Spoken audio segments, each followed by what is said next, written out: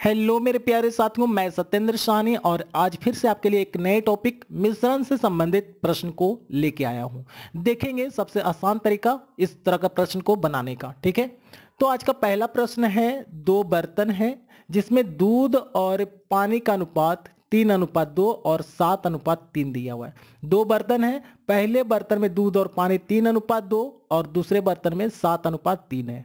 तदनुसार उस अनुपात को ज्ञात करें जिसके अनुसार दोनों बर्तन के मिश्रण को मिलाकर दूध और पानी का अनुपात 2:1 का नया मिश्रण तैयार हो जाए। ठीक है, सबसे पहली बात प्रश्न को समझना है, तभी बनाने में मजा भी आएगा।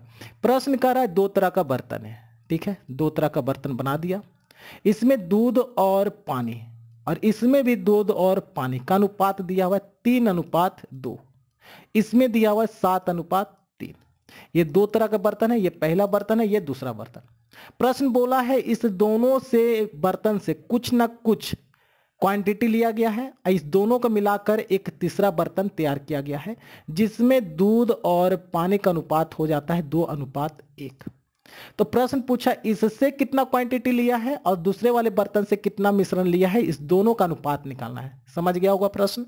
तो जब प्रश्न इस तरह का रहेगा तो यहाँ पे हम लोग एलिगेशन का यूज करेंगे। एलिगेशन कब यूज होगा वो भी सिखाते हैं। पहले बर्तन में दूध और पानी का अनुपात दिया रहेगा, दूसरे बर्तन में दूध और पानी का अनुपात दिया रहेगा और तीसरे बर्तन का भी दूध और पानी का अनुपात दिया रहेगा। वहां पे हम लोग लगा देंगे एलिगेशन का यूज। ठीक है, एलिगेशन का यूज होगा तो देखो, पहला बर्तन से दूध लेंगे तो दूसरा बर्तन से भी दूध लेंगे और तीसरा बर्तन से भी हम दूध लेंगे।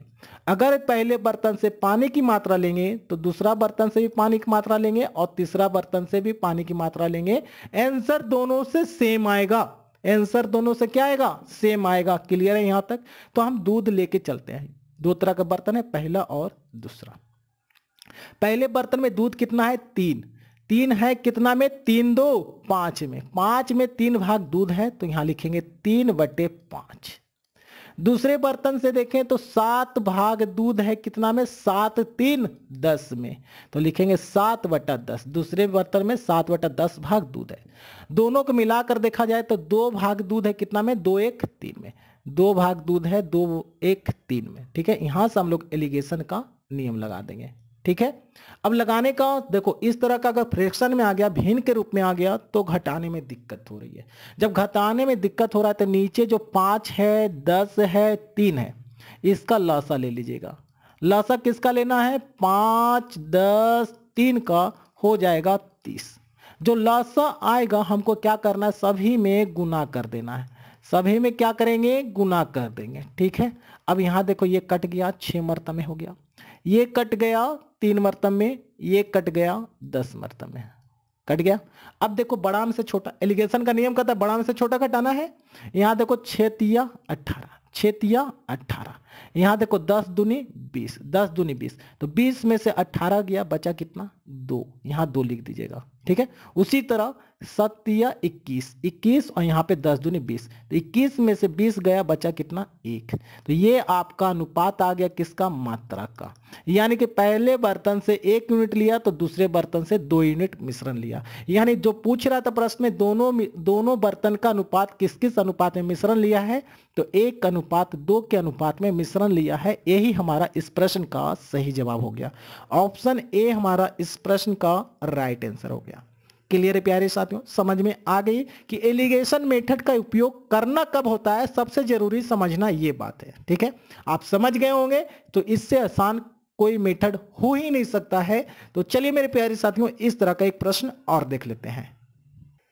देखो, प्रश्न कहता है एक प्रयोगशाला में 2 बोतलों में क्रमशः 2:5 तथा 7:3 के अनुपात में अम्ल है और जल है। 2 बोतल है जिसमें पहला बोतल में 2:5 और दूसरे बोतल में 7:3 के अनुपात में अम्ल और जल का मिश्रण है। इन दोनों बोतल के सामग्री को किस अनुपात में मिलाया जाए कि नए मिश्रण जो तैयार होगा उसमें अम्ल और जल का अनुपात 2:3 हो जाए।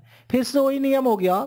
2 तरह का बोतल है, पहला बोतल है और दूसरा बोतल है।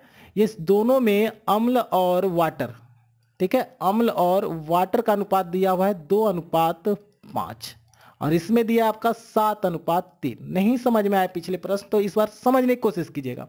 इस दोनों से कुछ ना कुछ क्वांटिटी में लिया और तीसरा बर्तन में डाल दिया, और तीसरे बर्तन में अम्ल और वाटर यानी कि जल का अनुपात 2:3 आपका दिया हुआ है। तो इस बर्तन से पहले बोतल से कितना मिश्रण लिया है और दूसरे बोतल से कितना मिश्रण लिया है आपको अनुपात में पूछ रहा है।